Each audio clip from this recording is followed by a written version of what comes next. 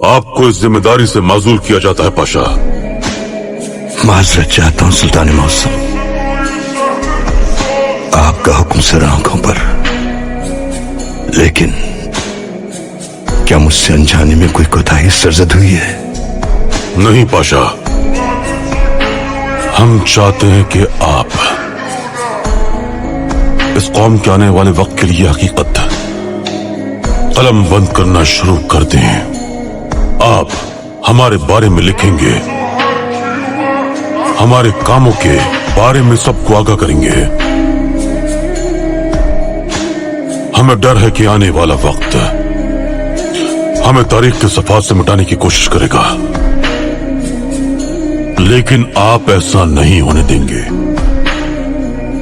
अब ये आपका फर्ज है तहसीन पाशा।